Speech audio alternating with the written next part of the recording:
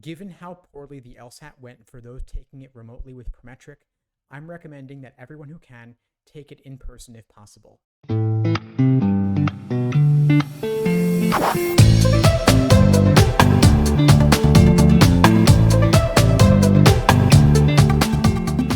Hey, what's up everybody? Steve Schwartz here from LSAT Unplugged, joining you today to share why you should take the LSAT in person rather than remotely if possible. Before I get into it, a little bit about LSAT Unplugged. We offer live online classes via Zoom, on-demand video courses, small group coaching, and one-on-one coaching. Check out the links below this video to find out more and to book a call with me and my team. We'd love to help you out. So the reason I'm making this video is that the LSAT went terribly in August for those taking it remotely with Prometric. Thousands and thousands of test takers were affected negatively by Prometric's complete lack of competence regarding the August LSAT administration. Literally thousands of people waiting for hours and hours, not knowing when they'd be connected with a proctor. They might even do a section or two, but then the proctor never came back after the break, or they were switched between several different proctors over the course of what should have been simply a 2 to 2.5 hour sitting for the LSAT. Prometric was completely incompetent, so much so that LSAC needed to schedule a couple of additional LSAT test dates to accommodate those who were affected by the initial bungling of the August LSAT administration.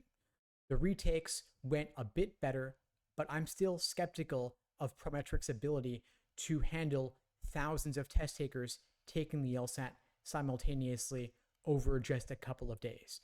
So for that reason, I'm recommending that if at all possible, you go to take the LSAT in person at a Prometric testing center. That way, you're almost guaranteed not to have tech issues. If one computer is not working, you can just go to a different computer and you'll have a proctor there in person who can help you out.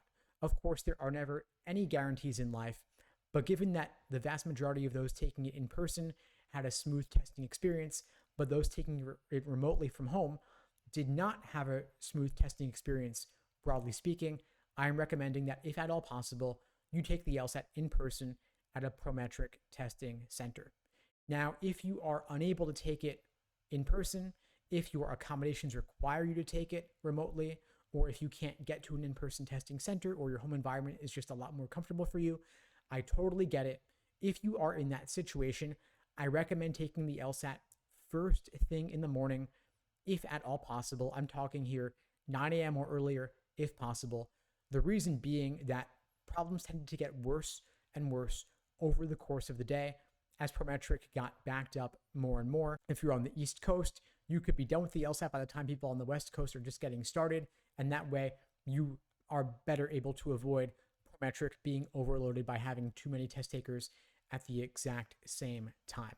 But again, if at all possible, take it in person at a Prometric testing center, and don't let them give you pink scrap paper or orange scrap paper or blue scratch paper. Demand that you get plain white scratch paper, much easier to read and write on when you're making your logic games diagrams, reading, comp, note taking, and such. That was one issue that in-person test takers uniquely experienced. And of course, you are supposed to get 6 sheets of paper in a booklet, which ends up being 12 pages when we're talking double-sided here.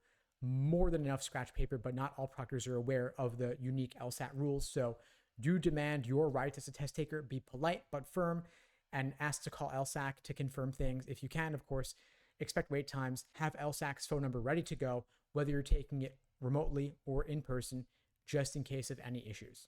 Anyway, folks, that's all for now. I hope you found this video helpful.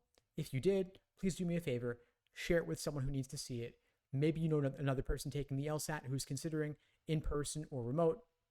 Let them know what happened on the August LSAT. I made one video in particular called August LSAT Prometric Disaster that got over 5,000 views. So you could always point folks to that one if they want to know exactly what happened on the August LSAT. But this video is meant to be more of a quick recap to advise folks going forward when they're taking the LSAT in September, October, November, what have you.